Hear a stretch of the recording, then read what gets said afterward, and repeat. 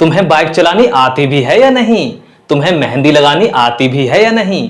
तुम्हें खाना बनाना आता भी है या नहीं? उसे इसको करना आता भी है या नहीं? इस तरह के सेंटेंसेस जिनमें हम सामने वाले से कंफर्मेशन लेते हैं, इस तरह के सेंटेंसेस अक्सर बोले जाते हैं। इनको इंग्लिश में बोलने के लिए मेनली दो स्ट्रक्चर्स का यूज किया जाता है। पहला है डू यू इवन नो, उसके बाद वर्ब प्लस आईएनजी और फिर ऑब्जेक्ट, और उसके बाद और नॉट, और लास्ट में क्वेश्चन मार्क। और दूसरा रूल है डू यू इवन नो, उसके बाद हाउ टू के बाद वर्ब की फर्स्ट फॉर्म और फिर ऑब्जेक्ट, और ऑब्जेक्ट के बाद और नॉट, और लास्ट में क्वेश्चन मार्क। आप दोनों में से कोई सा रूल यूज कर सकते हैं, दोनों ही बिल्कुल सही हैं और दोनों का ही काफी यूज किया जाता है। जैसे कि तुम्हें खाना बनाना आता भी है या नहीं? Do you even know cooking food or not, या फिर do you even know how to cook food or not.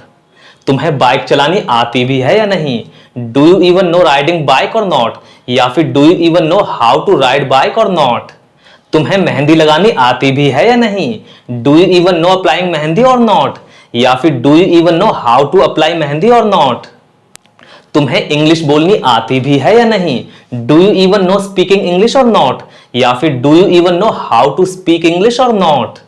तुम्हें ये वाला गेम खेलना आता भी है या नहीं? Do you even know playing this one game or not, या फिर do you even know how to play this one game or not.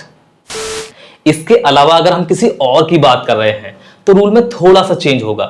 Do की जगह पर डज का यूज किया जा सकता है। अगर सब्जेक्ट सिंगुलर है तो डज का यूज होगा, और अगर सब्जेक्ट प्लूरल है तो डू का यूज होगा। बाकी सारा रूल सेम रहेगा।